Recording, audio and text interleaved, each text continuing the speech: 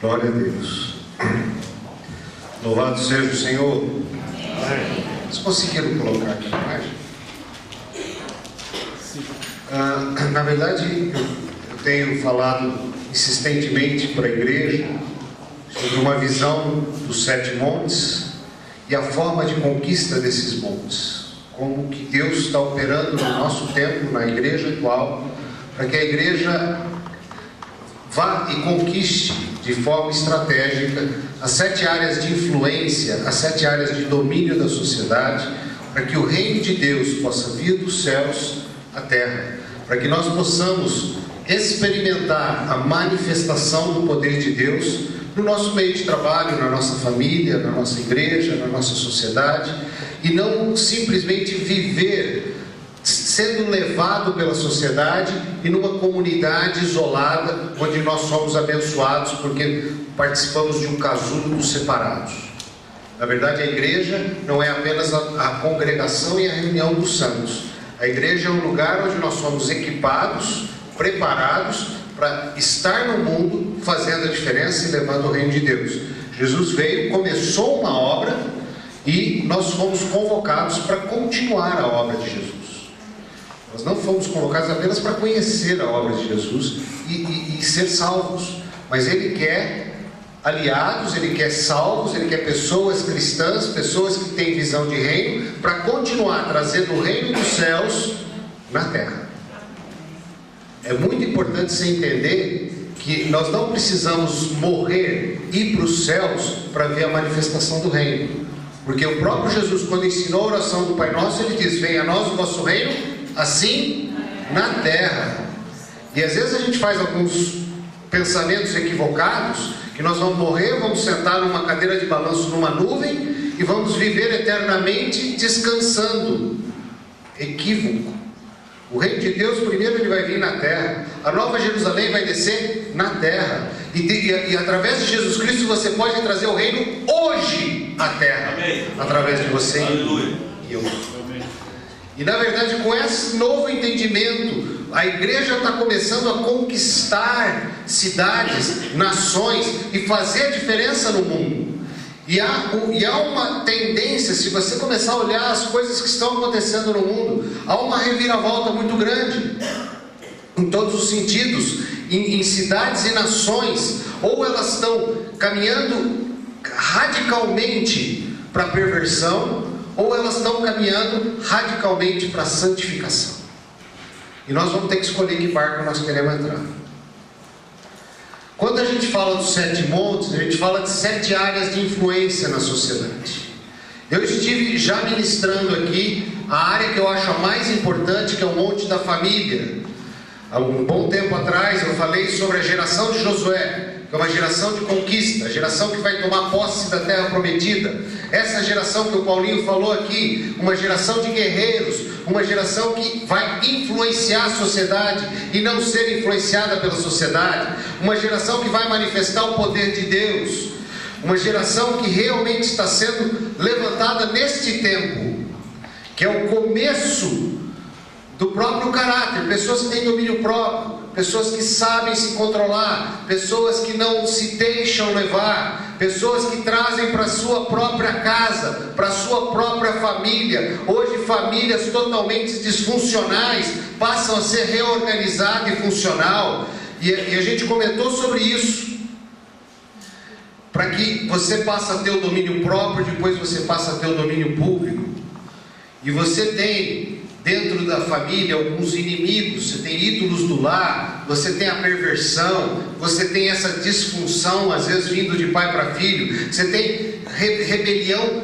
de geração a geração, e esses espíritos de Baal estão sendo quebrados, porque na verdade o sacrifício de Jesus, e quando nós vamos aos pés da cruz, nós resgatamos a bênção, o poder e a graça de levantar a família, para que a família seja um instrumento de realmente um dos grandes instrumentos na manifestação do reino de Deus na terra.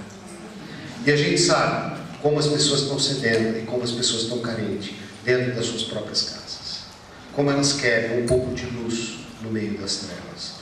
Depois, o segundo monte que eu acho muito importante, que é o monte da igreja, é o monte da estrutura da igreja. Eu não sei quem estava aqui, mas eu falei do eclésia, que é exatamente você ser treinado com as coisas do reino de Deus, para trazer o reino de Deus na terra e manifestar o reino de Deus na terra. Quem tem poder, quem tem capacidade, quem pode te equipar, quem pode te preparar, quem pode ser realmente a escola de cadetes, quem pode ser realmente um lugar onde se aprende a usar as armas do reino, aprende a se equipar com poder, aprende a manifestar o reino de Deus na terra, é a comunhão com os santos, é a reunião da igreja. A igreja é o lugar onde você passa, um dos maiores propósitos é conhecer o reino. Conhecendo o reino, você se torna o embaixador do reino, você é mandado do reino dos céus na terra para manifestar o reino de Deus. E aí você começa a alcançar os perdidos. Você é treinado e você aprende as coisas e os mistérios do reino, o lugar ideal para você ser equipado. Sabe, às vezes as pessoas não gostam de fazer curso, não gostam de estudar, não gostam de participar de eventos, não gostam de fazer o estudo de livrinho, mas é aqui que você vai descobrir os mistérios. Não apenas vindo às reuniões, mas começando a participar e se envolver. O relacionamento com os irmãos é fundamental.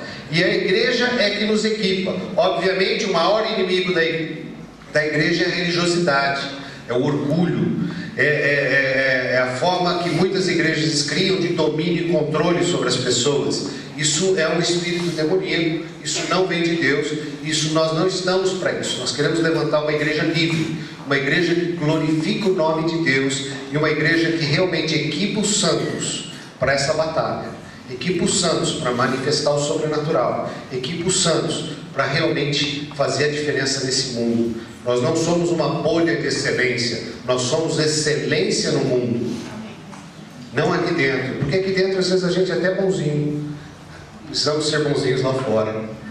E a última vez que eu falei, eu entrei na artes e entretenimento, não sei quem estava aqui, mas falei sobre este monte das artes, que eu creio nós estamos vivendo um tempo de um novo movimento renascentista.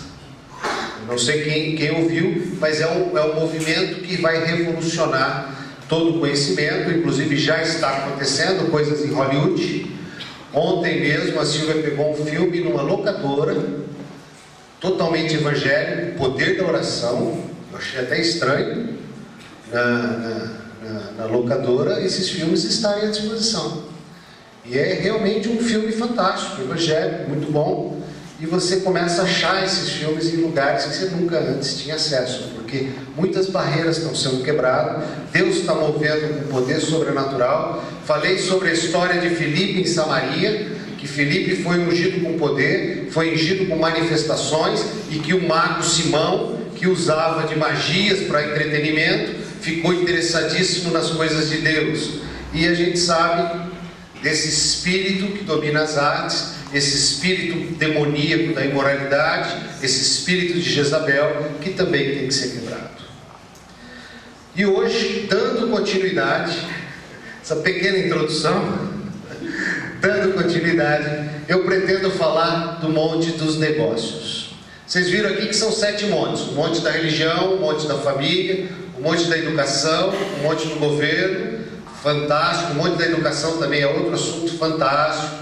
O monte da política, do governo, fantástico. O monte da mídia, da publicidade, do jornalismo, da comunicação. Esses 3 montes que ainda estão faltando, nós vamos falar, se Deus quiser, até o fim do ano. Mas hoje, especificamente, eu vou falar sobre o monte dos negócios, que eu chamei de mundo corporativo. Quer queira, quer não queira, todos nós fazemos parte desse mundo corporativo. Até porque, se você não faz, está na hora de fazer. Porque o mundo corporativo, ele exige trabalho. E às vezes a gente também tem essa visão equivocada de que na eternidade nós vamos descansar. Não vamos, não. Porque o trabalho não é maldição. Adão, quando foi colocado no Éden, foi dado trabalho para ele. Trabalho é bênção, e nós vamos ter muito trabalho no céu, e vamos ter muita alegria de trabalhar. E a Bíblia é tão dura quanto a isso, que chega ao ponto de falar: quem não trabalha não coma. Porque o trabalho não é sacrifício. O trabalho tem que se transformar em algo prazeroso. E o trabalho ele se transforma em algo prazeroso quando a gente começa a trazer para o trabalho 3 características fundamentais. Nós precisamos colocar dentro da nossa habilidade profissional, corporativa, atuação de trabalho, a influência de Deus naquilo que fazemos. Sabe, nós temos que descobrir mistérios que os nossos colegas ou parceiros não conseguem porque não conhecem a Deus. Nós que conhecemos a Deus podemos ver no mundo invisível coisas que eles não veem. E nós temos que ter esta influência de Deus, esse poder da oração sobre a nossa ação. Esse filme que eu acabei assistindo, muito interessante, ele é uma ação judicial, onde uma moça descobre falcatruas de uma empresa e ela passa a ser vítima de calúnias e difamações, e ela passa a ser basicamente um boi de piranha para poder limpar todo mundo da empresa e ela ficar culpada. E aí o poder da oração para que a verdade possa vir à luz. E nós, como profissionais, temos que ter essa influência de Deus sobre o nosso ambiente de trabalho. Nós temos que desenvolver o caráter cristão exemplar, porque é muito fácil a gente ser seduzido pelas circunstâncias. É muito fácil as ações de nos envolver em falcatruas. Naquele filme Corajosos, que acho que a maioria dos homens pelo menos assistiu, há uma cena de um rapaz mexicano, e ele começa a trabalhar numa empresa e eles chamam o rapaz porque eles querem dar uma promoção. Mas aí ele fala assim: olha, vai chegar 16 caixas, só que você só vai registrar 15. E aí o cara: pô, mas não é errado? Ele falou: não, agora você vai fazer parte do time dos chefes. Agora você tem que entrar no time. Então você vai só registrar 15. Aí ele falou: pô, mas é errado. Aí então os caras falaram assim: ó, vai pensar. E ele foi pensar, e conversou com a mulher, e orou. E no dia seguinte ele veio dar a resposta. E ele falou assim: olha, eu acho que eu vou perder o emprego, porque eu não concordo. E é interessante no filme, e a gente sabe que na vida real é mais ou menos isso, o chefe ficou meio bravo e ele manteve a posição dele. E aí o assessor falou assim: você é o 7º que a gente entrevista, e nós estávamos perdendo a esperança de achar alguém honesto. E na verdade o mundo está mudando. O mundo está mudando. Existe uma história verídica de um grande pregador, um homem de sucesso, consultor evangélico, que chama Edson Silvoso, é da Argentina. Ele dá palestra no mundo todo. E ele conta que ele trabalhava num hotel da Argentina e o chefe dele falou para ele que quando viesse um americano, a tarifa telefônica teria que ser cobrada 3 vezes mais. Ele falou: mas por quê? Não, porque eles não sabem nada e a gente cobra deles e a gente racha esse dinheiro. E ele ficou muito incomodado com aquilo, porque ele sabia que estava errado. Até o dia que veio um americano e que ele foi o cara que tinha que fazer a conta e entregar para o americano. E ele não teve coragem de cobrar 3 vezes mais, ele cobrou o valor normal e entregou. Aí a secretária, que era baseada com o chefe: seu louco, você vai ser demitido, onde já se viu você fazer isso? O chefe vai ficar louco da vida, porque não sei o que, e falou um monte. E ele já estava esperando o chefe chegar, e quando o chefe chegou, a moça já pegou o chefe, já levou para o gabinete. Dito e feito, chamou o cara na sala. Entrou na sala: estou demitido. E foi orando, pedindo para o Espírito Santo dar um pouco de luz e de sabedoria para ele responder ao chefe. E o chefe soltou os cachorros, que ele desobedeceu, que ele desacatou uma ordem, que ele fez coisa errada, que isso, que aquilo, que ele perdeu a confiança no cara, que isso. E contou, ele falou um monte. E aí deu a ele pelo menos uns segundos de chance de falar: e o que você tem a dizer? E ele já tinha orado, o Espírito Santo já tinha falado com ele. Ele falou assim: se um americano que veio uma vez aqui e foi embora e provavelmente nunca mais vai voltar, eu não consigo enganar, você acha que algum dia eu vou enganar vocês? Diz que o cara ficou totalmente desconcertado, mandou ele sair da sala. Achou a ação meio esquisita, mas 3 meses depois ele foi promovido. Então, na verdade, esse caráter cristão exemplar está na hora de a gente começar a trazer ao nosso mundo corporativo. Está na hora de começar a fazer a diferença. Está na hora de parar o discurso de honesto. Porque discurso de honesto a gente vê todo dia na televisão. Eu acho que falatório ninguém aguenta mais. Nós precisamos de gente que mude. E o terceiro ponto, o primeiro ponto é a influência de Deus, o segundo ponto é o caráter cristão, e o terceiro ponto é a administração divina das riquezas. Porque quando o céu se abre e as riquezas são liberadas, cuidado, porque você tem que saber como administrar. E a administração divina, a administração de Deus, para as riquezas que você recebe, não virão, elas já estão e você não sabe. Você fala, mas eu estou numa draga desgraçada. Fiel no pouco. Fiel no pouco. Isso é administração divina. Fiel no pouco. Gente, Deus é empreendedor. Vocês sabiam disso? Ele deu autoridade e direção para o seu filho Adão. Ele deu as diretrizes para Adão para ter sucesso. Se você for, não precisa abrir, depois a gente vai abrir um texto mais interessante. Mas se você for em Gênesis 2:8, ele fala para Adão lavrar e guardar a terra. Adão foi criado para trabalhar. Se estiver anotando, é Gênesis 2, 8 e 15. E se você for lá em Gênesis 1, 28, fala, Deus abençoou, e ele dá várias ordens: prospere, reproduza, encha a terra, toma conta dela, encarregue-se. Ele deu um monte de tarefa para Adão. Ele deu um monte de direção de como administrar, como ser um empreendedor de sucesso.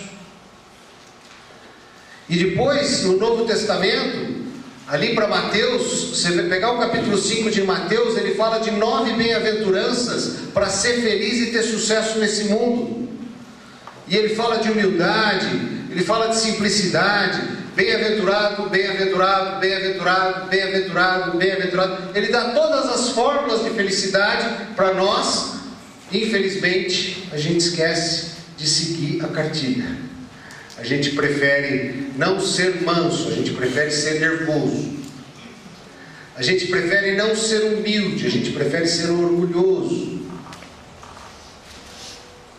E se você olhar ali cada bem-aventurança, tem uma raiz oposta que a gente está atuando, sentimento de culpa, imoralidade. E se olhar as bem-aventuranças, estão exatamente no oposto. E junto com as bem-aventuranças, promessas de galardões, promessas de bênção, um monte de coisa. Em 3 João, eu vou ler para vocês, não preciso abrir, porque nós vamos estudar mais especificamente o livro de Esther. 3 João 1 e 2 diz assim: amado, desejo que te vá bem em todas as coisas, e que tenhas saúde, assim como bem vai a tua alma. A alma restaurada, ela é a imagem de Deus. Então, quando a sua alma é restaurada, ela prospera. Prospera para as finanças e prospera para a saúde. Aqui, nessa carta, está sendo dado direção. João está dando direções a Gaio.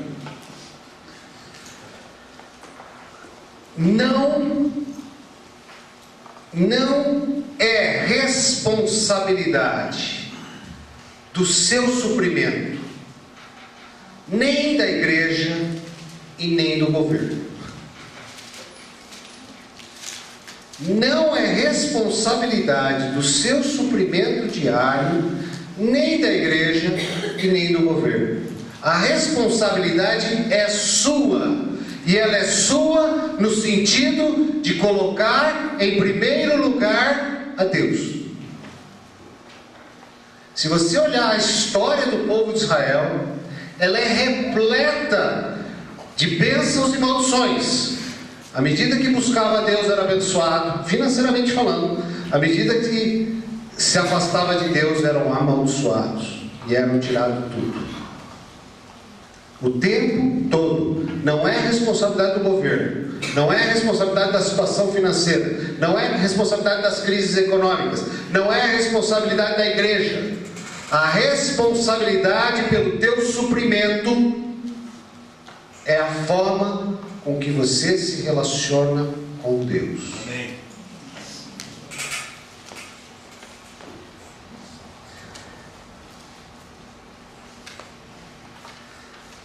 Infelizmente, a Bíblia diz que só colhe quem planta. Deus instrui Josué como ser bem sucedido no trabalho antes de ele tomar posse, antes de ele conquistar a terra prometida. Ele fala claramente: medita na minha lei de dia e de noite, obedece os meus mandamentos, segue os meus preceitos. Ele deixa as regras claras e ele dá 5 pontos. Ele fala: seja forte e corajoso. O mundo cristão não é o mundo dos covardes, sabe? Não se esconda atrás da saia da sua mãe, põe a cara para bater, enfrenta o problema. Não fuja do problema. Enfrenta, cara limpa. Errei, quero redimir meu erro. Roubei, quero devolver. Dei cheque sem fundo, quero pagar. Bate de frente. É o primeiro passo da bênção. Primeiro passo da bênção. Siga a lei, siga a palavra de Deus, siga os preceitos de Deus, siga os mandamentos de Deus. Medita na lei e serás prósperos. Essa prosperidade, se lê Salmo 1, fala da prosperidade. Sai da roda errada. Medita na lei e será bem sucedido. Ele dá esses 5 passos. Seja forte, siga a lei, medita na lei, medita nela, seja próspero e seja bem sucedido. Provérbio 16:3 diz: confia ao Senhor as tuas obras e os teus pensamentos serão estabelecidos. Faz isso e os seus sonhos vão se realizar. Ai Deus, eu não tenho mais sonhos. Será que os seus sonhos foram embora ou você se afastou de Deus? É mais fácil você se afastar de Deus do que os seus sonhos irem embora. Porque se você estiver presente com Deus, Ele não vai embora. Deus é um Deus de misericórdia. Deus quer que você administre os negócios da família dele, que são os negócios do reino. Deus quer que você continue administrando os negócios do reino como se você estivesse, e você está, no lugar de Jesus. Nós somos chamados para ser embaixadores do reino, representantes do reino, mordomos do reino. O mordomo, ele administra os bens do patrão. O nosso patrão é Deus. E nós administramos bens que Deus nos dá.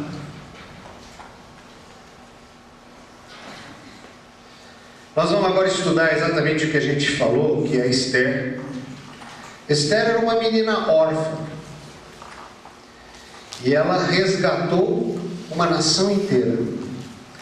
Isso é bom para aqueles que falam assim: ah, mas eu sou pequenininho. O pastor Marcos estava falando, minha mulher acabou de voltar da Índia. Os indianos, eles têm um conceito de casta, né? Nasci pobre, vou morrer pobre. Eles acham que eles nasceram naquela camada e eles são predestinados àquilo, então eles são apáticos, totalmente entregues. Aliás, curiosamente, ela falou uma coisa muito interessante. Minha filha que mora lá, eles estão num condomínio até que muito bom, e a Índia é um lugar muito judiado, muito feio. E ela falou assim: o lugar que eu mais senti paz no coração, alegria, e me senti em casa foi dentro da igreja. É igual. Glória a Deus. É um lugar onde você não vê acepção de pessoas, diferenças de cultura, diferenças de raça, diferenças de qualquer tipo. E ela teve o privilégio de visitar uma igreja lá. E ela falou exatamente isso. Quer compartilhar alguma coisa? Não? Que é um lugar onde a gente sente bem. Você esquece o mundo lá fora. Talvez o Luiz na China tenha alguma experiência. Mas é realmente um lugar onde a gente se reúne com os irmãos. Pode ser em qualquer lugar do mundo. É um lugar de paz. Porque ainda que é uma gota d'água no oceano, é um lugar da presença do Reino de Deus. Só que nós temos que sair do casulo. Nós temos que influenciar o mundo com essa luz. Nós temos que levar a presença de Deus para essa luz. Veja a história de Esther, essa menina órfã. Esther era uma pessoa, ela atraía as pessoas pela sua humildade. Diz que ela era virtuosa, ela era uma pessoa divina. E o rei ficou fascinado pelo que de Esther? Pelo interior de Esther. Se você ver o livro de Esther, no capítulo 1, no versículo 11, fala de Vasti. Vasti é uma outra mulher nessa história. Que introduzissem na presença do rei a rainha Vasti, com a coroa real, para mostrar aos povos e aos príncipes a sua beleza, porque era formosa à vista. Porém, a rainha Vasti recusou vir conforme a palavra do rei, por meio dos camareiros. Assim o rei muito se enfureceu e acendeu nele a sua ira. Vasti, uma mulher lindíssima, da qual o rei até queria mostrar para os amigos, tinha orgulho da beleza da rainha, se recusa a servir ao rei. E Esther, por causa dessa ação de Vasti, o rei a destituiu da posição de rainha. E depois ele foi escolher uma nova rainha. Mas o que a gente vê nesse caso de Vasti? Isso é muito sério. Esse rei Assuero, ou Xerxes, em algumas versões, ela não entendeu, a Vasti ela não entendeu, e isso é importante que você entenda, que a beleza dela não era dela. A sua riqueza não é sua. Por ela não entender essa revelação, ela perdeu a bênção. E quando a gente está numa posição de poder e influência, nós não podemos virar as costas ao nosso rei e começar a achar que é alguma coisa. Sabe, a semana passada o Kelso compartilhou de uma moça que começou a vir à igreja e começou a servir o Senhor e falava e dava testemunho do Senhor no trabalho, começou a crescer na profissão, começou a galgar cargos dentro da empresa, até um dia que houve uma festa e uma celebração onde ela foi homenageada. E nesse dia ela não lembrou do rei. Ela não deu a devida glória a quem estava honrando ela. E dali para diante, ela foi entrando em declínio, não só se afastou de Deus, como se perdeu a graça e a unção que vinha recebendo. E a gente vê isso acontecer com Vasti. E a gente vê isso acontecer com muita gente. Muita gente. Nós temos que ter consciência que muitas das nossas qualidades e atributos e graça e bênçãos que nós recebemos são dadas por Deus a nós para glorificar o nome dele. São dadas por Deus a nós para nós sermos embaixadores do reino de Deus e manifestar o reino de Deus na terra, ou para sermos mordomos fiéis e verdadeiros das coisas do Senhor. Essa é a maneira da qual nós vamos viver o mundo corporativo e vamos fazer a diferença nesse mundo. Por outro lado, nós vemos Esther. No capítulo 2, no versículo 7, diz assim: isso, Mardoqueu, que era o tio de Esther, né? Este criara a Hadassa, que é Esther, filha de seu tio, porque não tinha pai nem mãe, e era jovem, bela de presença e formosa. E morrendo seu pai e sua mãe, Mardoqueu a tomara por sua filha. Quando fala bela de presença e formosa, eu acho que é muito mais do que beleza física. Eu acho que é virtude. Eu acho que é a divindade de Deus. É algo mais interior do que exterior. Coisa que Esther tinha, que Vasti não tinha. E às vezes Deus nos dá esses dons, Deus nos dá essas graças, Deus nos dá essa habilidade interior, Deus nos dá todo dom e habilidade que nos foi dado. Ele tem um propósito, ele tem um chamado para ser cumprido, ele tem uma missão para ser feita, ele tem uma função. O dom e o chamado, eles estão entrelaçados. Eu não posso desvencilhar uma coisa da outra. A bênção, ela vem com um propósito. E eu tenho que estar antenado com esse propósito. E é interessante que a história de Esther, você vai seguindo. Vamos concluir depois em Esther 5. A história de Esther, ela casa-se com o rei. O rei não sabia que era judia. Tinha um auxiliar do rei que começa a perseguir os judeus. E depois ele cria uma estratégia para matar os judeus, inclusive o tio dela, o Mardoqueu. E aí chega um momento em que Esther é confrontada pelo tio para ela salvar os judeus. Só que os hábitos do reino naquela época eram muito fortes. Uma rainha, por mais que ela fosse rainha, ela não era que nem as nossas mulheres atuais, né? Que falam e se diz amém. Ao contrário, ela nem podia entrar na presença do rei.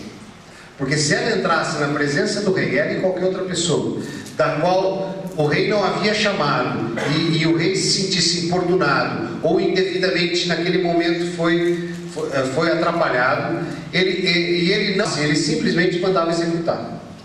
E a forma de ele executar era não estendendo o cajado. Porque quando ele estendia o cajado, era quase que uma ordem aos soldados: poupe essa vida.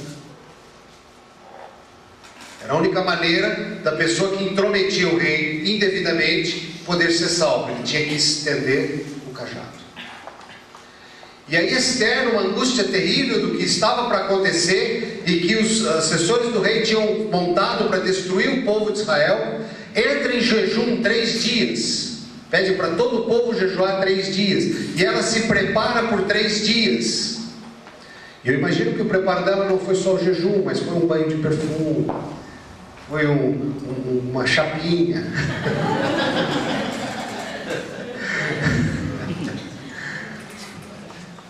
E aí no capítulo 5, versículo 1, banho de creme. Sucedeu, pois, que ao 3º dia, Esther se vestiu com trajes reais e se pôs no pátio interior da casa do rei, defronte do aposento do rei. E o rei estava sentado sobre o trono real, na casa real, defronte da porta do aposento. E sucedeu que, vendo o rei e a rainha Esther, que estava no pátio, alcançou graça aos seus olhos, glória, e o rei estendeu para Esther o cetro de ouro. Aleluia!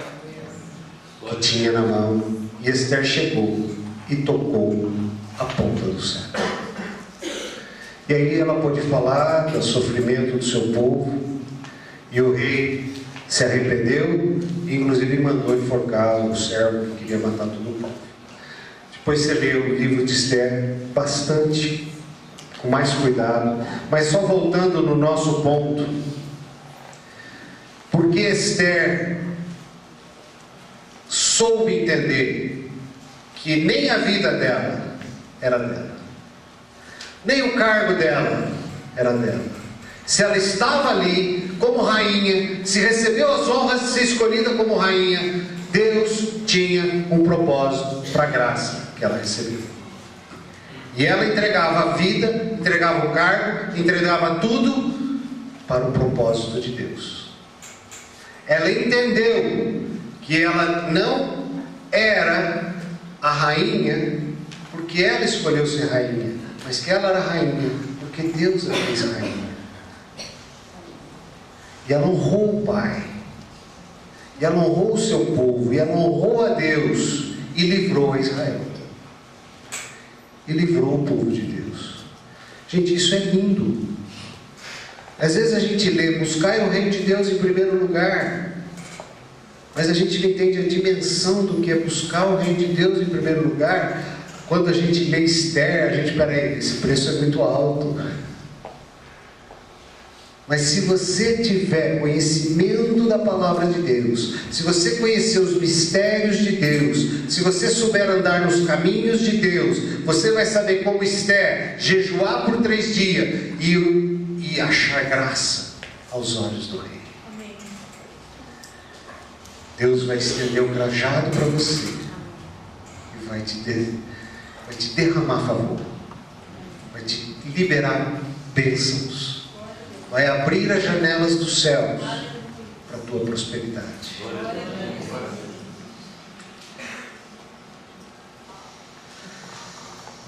Oh Jesus, cada tarefa tem um propósito.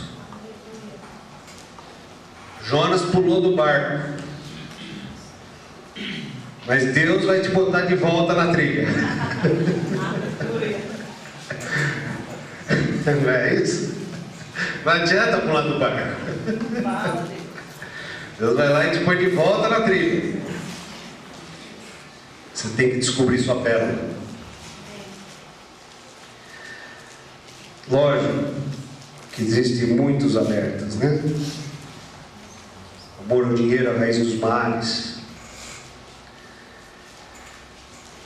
É Deus que nos dá a prosperidade, é Deus que nos dá recursos, e nós somos mordomos daquilo que recebemos de Deus. É Deus que dá beleza, e nós somos mordomos daquilo que recebemos de Deus. Uns menos, como eu, mas tudo bem. Existe a interior que é grande, né? Glória a Deus.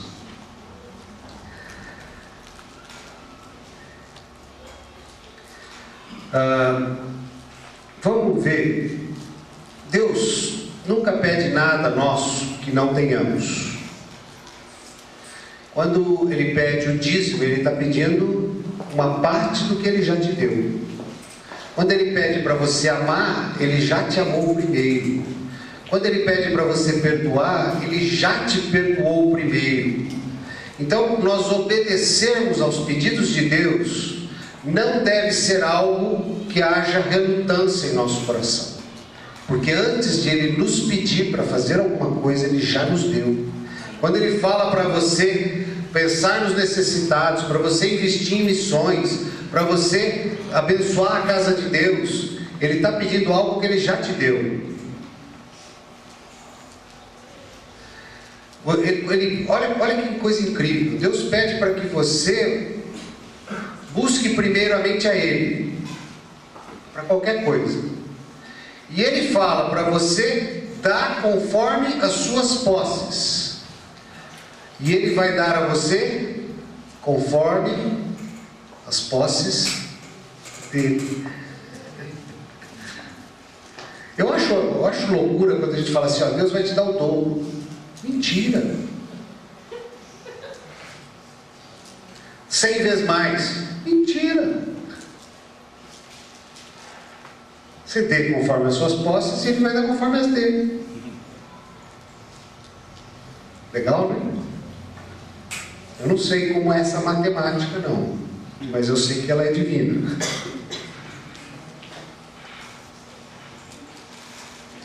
E Ele nos dá ajuda natural e dá ajuda sobrenatural, se você servi-lo intimamente e continuamente.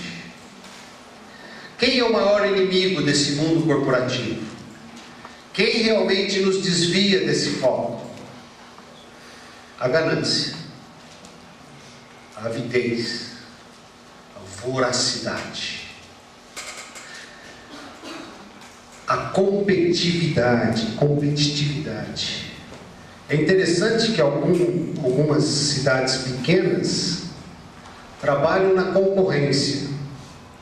Então, se você tem uma loja de moda infantil, a loja da esquina de baixo, que é moda infantil, é seu inimigo de todas as guerras. Você não pode cruzar no clube, não pode cruzar em lugar nenhum. Quando você vai para uma cidade grande, que nem São Paulo, as lojas de moda infantil são corporativadas. Elas são aliançadas. Elas são parceiras. Isso é uma bagunça no pensamento de quem vem do interior para quem vai para o grande centro. Eles não conseguem entender que há uma bênção na unidade e há uma maldição na separação. Isso é complicado para as pessoas entenderem. E a gente sabe que esse corporativismo, ele realmente beneficia a todos. Existe uma regra nos Estados Unidos, agora está virando no Brasil também, que quando abre uma loja de fast food famosa, logo em seguida abre várias, tudo vizinhas. Concorrentes? Não, ninguém aguenta comer aquele sanduíche todo dia. Então passa a virar uma praça de alimentação. Todos se beneficiam. O lugar ganha mais notoriedade, vai mais gente. Essa visão corporativa tem que ser, é uma visão muito mais da visão de unidade do reino do que a visão de faccionamento, de divisão, porque o concorrente está roubando o meu cliente. Isso está muito relacionado à ganância. No mundo capitalismo não cristão, ele é muito voraz, ele é saqueador, ele é abusivo, ele é desonesto, ele é corrupto. Se você tirar a moralidade cristã do mundo capitalista, você vai ter nações como a Rússia, onde quem impera são os gangsters. São predadores e desonestos.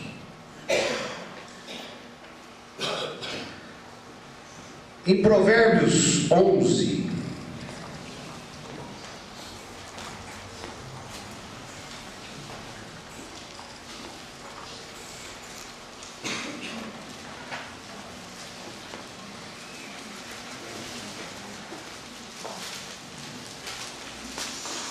mas os cristãos estão crescendo na Rússia e vão fazer a diferença.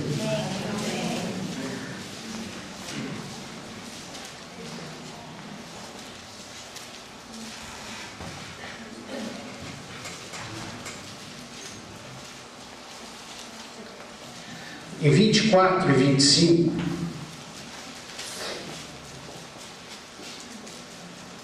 fala assim: ao que distribui, mais se lhe acrescenta, e ao que retém, mais do que é justo, é para a sua perda.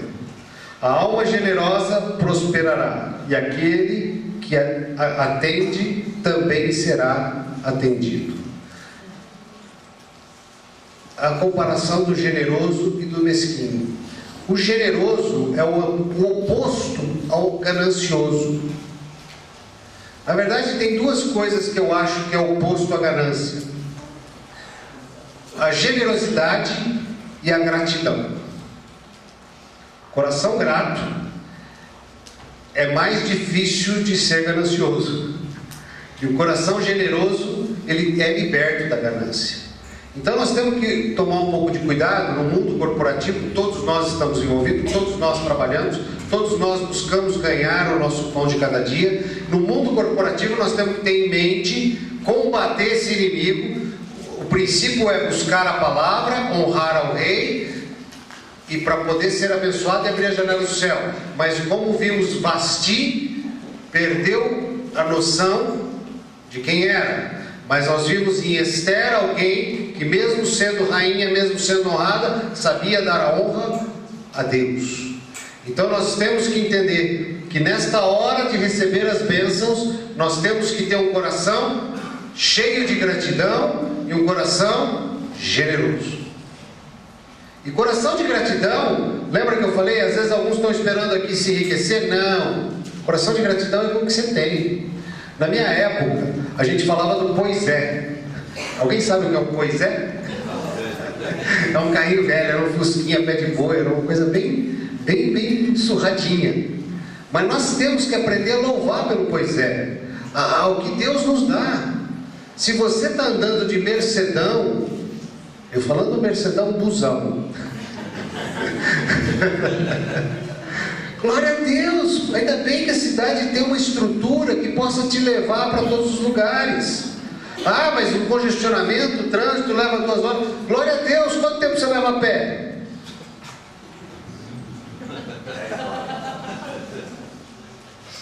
Sabe, dá para louvar Deus por tudo. Tudo. Ah, mas como que eu vou louvar Deus sem saúde no hospital? Porque eu estou vivo. Só não dá para louvar quem já morreu.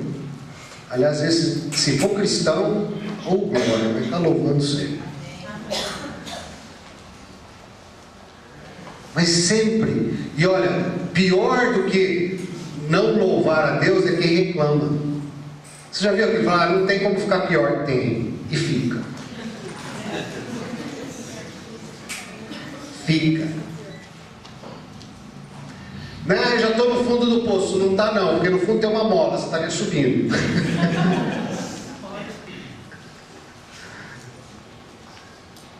Dá para descer mais.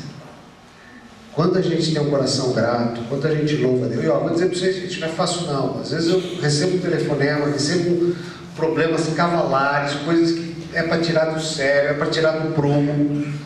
Eu falo, Deus, não esqueceu de mim. Aí me vem que eu tenho que agradecer, que eu tenho que louvar, que Deus está no controle de tudo. Aí eu começo a orar. Sabe o que Deus fala para mim? Está vendo? Se eu não mandasse essa bucha, você não ia estar orando agora.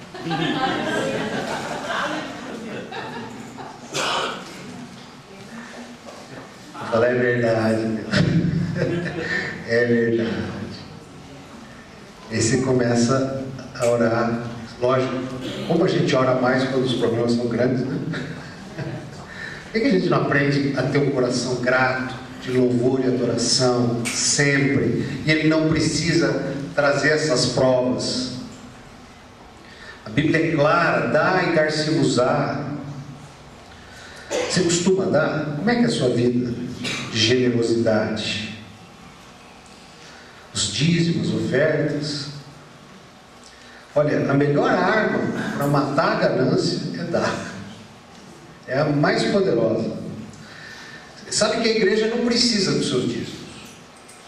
Você precisa dizimar para liberar as bênçãos e tirar o devorador da sua vida.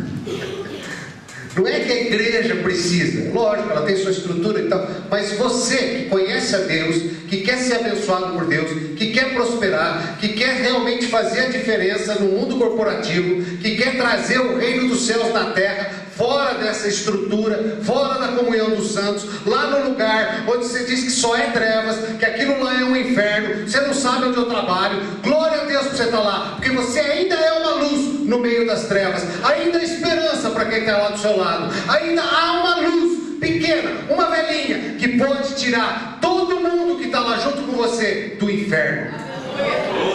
E Deus não te colocou lá à toa, porque Ele acredita na tua vela. Glória a Deus. Senão Ele não te colocaria lá. Se Ele achasse que um soprinho te apaga, Ele te colocava aqui, ó, aqui, pum, aqui tem brasa à vontade. Fala, Deus. Se você está lá naquele lugar que você acha que não deveria estar, pode acreditar que Deus acredita mais em você do que você tem. Oh, Jesus.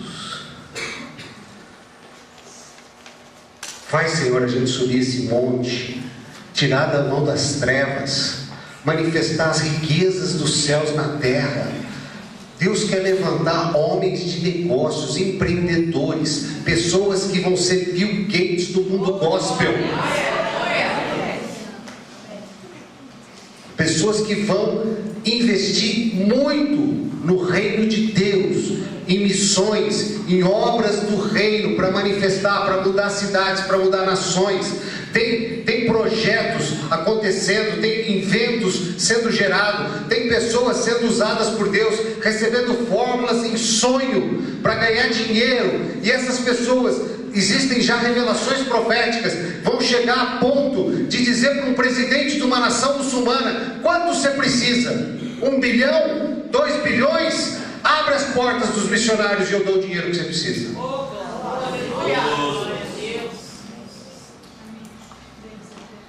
E não é utopia.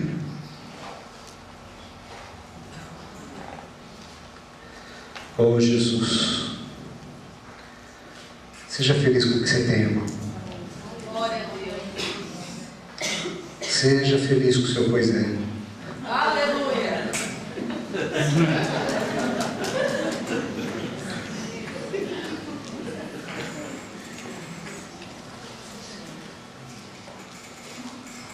Sabe quando alguém fala assim, uma vez uma secretária minha falou assim: ó, o mala ligou.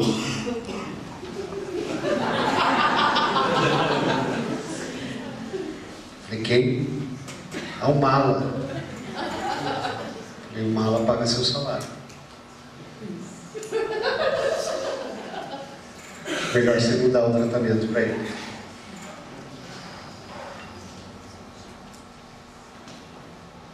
Seja grato.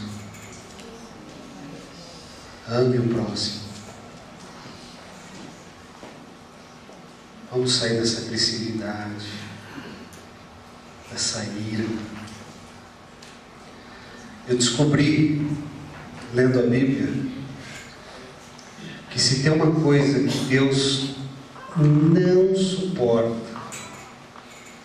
e eu achava que era idolatria, eu achava que era amar outros deuses, bruxaria, mas me chocou quando eu percebi que a ganância ira profundamente o coração de Deus. Você tem alguns casos no Velho Testamento, quando Josué conquista Jericó, logo em seguida eles vão para uma aldeia muito menor que chama Ai.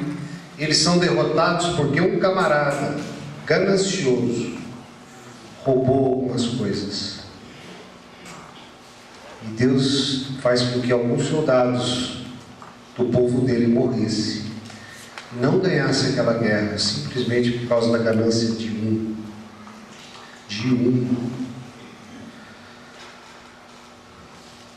Moisés tinha um discípulo, Josué, que foi uma bênção, conquistou todas essas coisas. Josué tinha um discípulo que era Geazi.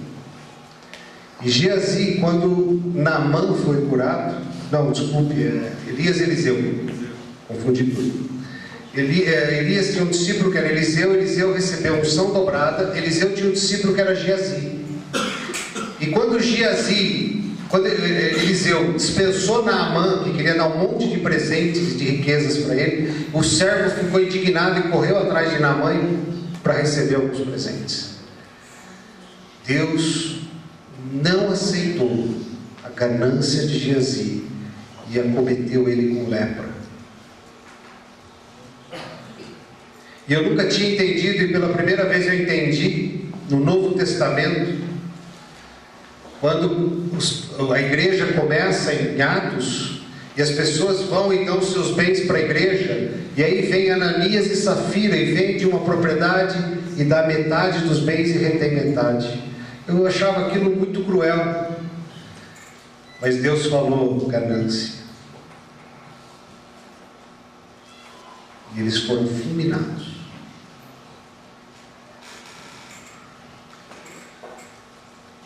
Isso pesou muito no meu coração.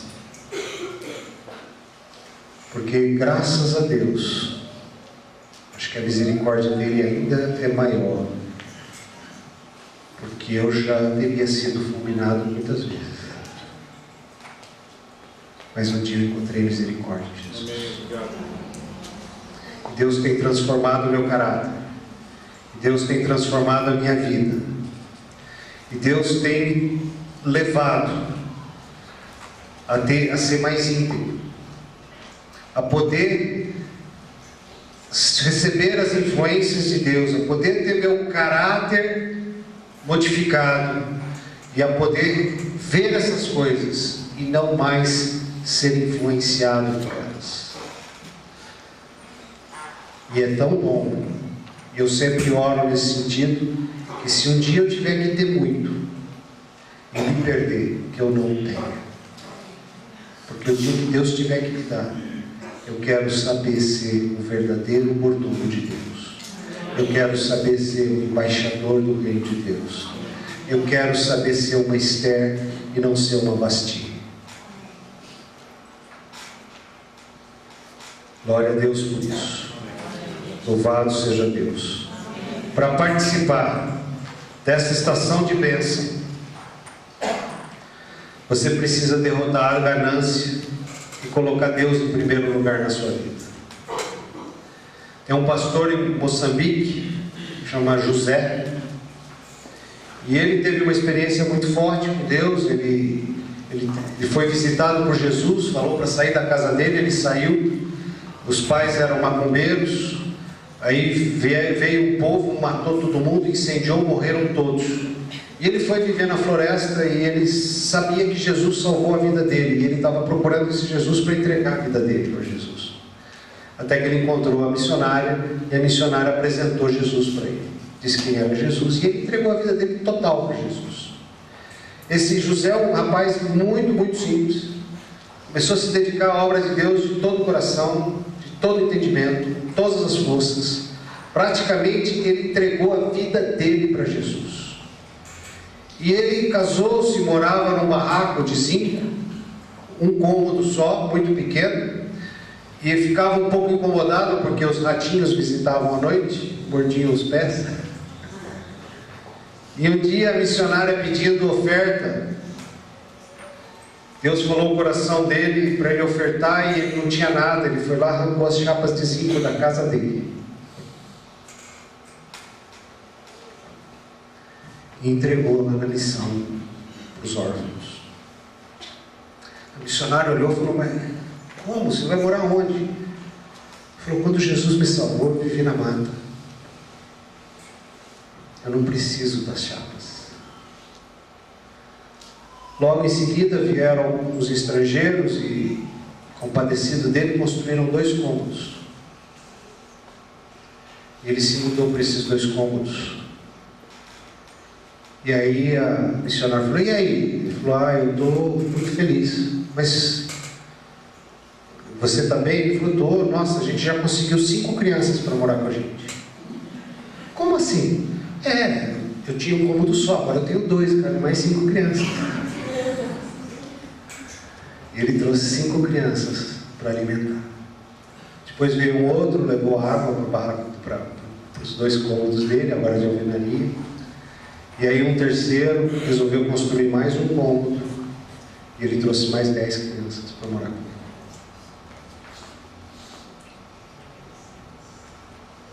E assim ele tem recebido mais e mais bênçãos. Depois veio luz, depois veio isso, depois veio aqui, depois veio aqui outro.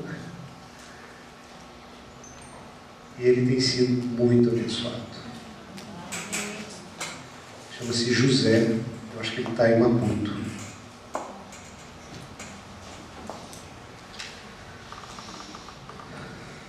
Ser mordomo. Ser fiel em pouco. Eu quero ser fiel em pouco. Sabe, quando você lê Ananias e Safira, eu às vezes nem gostava de ler, porque se você começar a olhar a mentirinha, a sonegação, você fala: meu Deus, eu não quero ser consumido. Eu quero ser liberto da ganância. Eu quero ser livre para crescer. Mas hoje eu quero muito mais. eu quero manifestar o reino de Deus na terra através do mundo dos negócios. Porque este monte, ele tem uma responsabilidade enorme de ser o sustentáculo dos 7 montes. Ele é o provedor de Deus para manifestar o reino de Deus na terra nos 7 montes. E para você fazer parte e você ocupar este monte, Deus quer levantar homens e mulheres inteiros, de caráter transformado, e colocar nas suas mãos riquezas inimagináveis. Amém? Glória a Deus. Se você quer ficar de pé, fica de pé, todo mundo.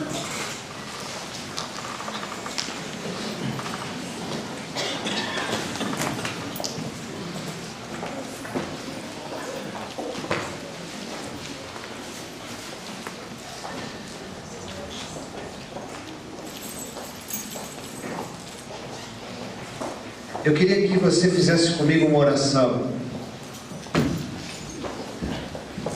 para que você pudesse ser liberto da ganância e revestido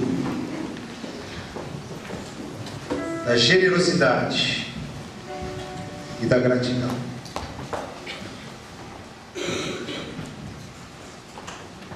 Duas áreas na sua vida que vai te liberar para as portas dos céus se abrirem e você ser levantado como cabeça no monte dos negócios, no mundo corporativo.